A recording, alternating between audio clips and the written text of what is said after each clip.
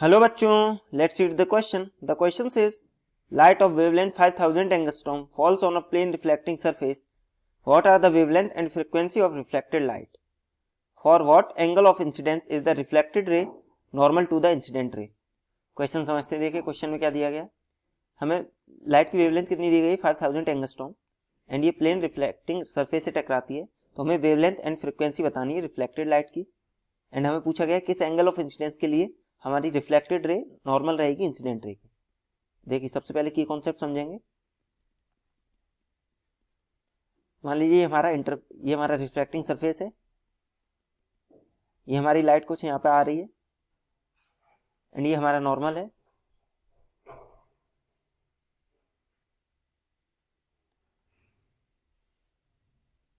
देखिए ये लाइट हमारी कुछ आई नॉर्मल से, कुछ आई एंगल पर, यहाँ पर रिफ्लेक्ट होकर वापस आ गई. तो देखिए हम क्या जानते हैं, इन रिफ्लेक्शन वेवलेंथ एंड फ्रीक्वेंसी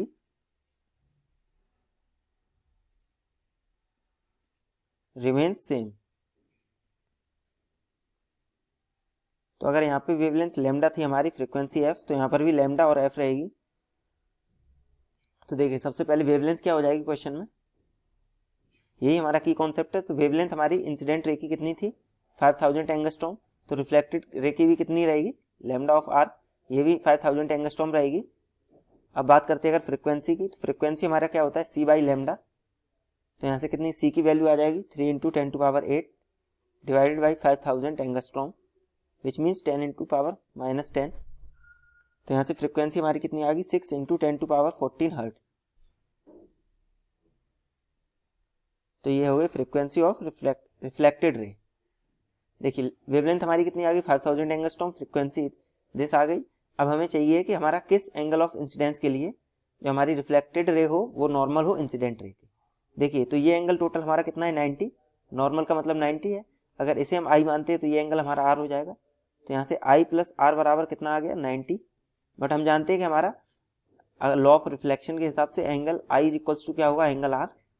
तो यहाँ अगर हम आई प्लस आर को 2i लिख दें, अगर आर को यहाँ पे हम आई से सब्स्टिट्यूट करके यहाँ पे 2i कर दें तो ये 90 हो जाएगा हमारा. आई की वैल्यू हमारे पास कितनी आ जाएगी 90 degree by 2 which means 45 degree. Therefore, this is the correct answer for the question. Hope you understood it well. Best of luck. Thank you.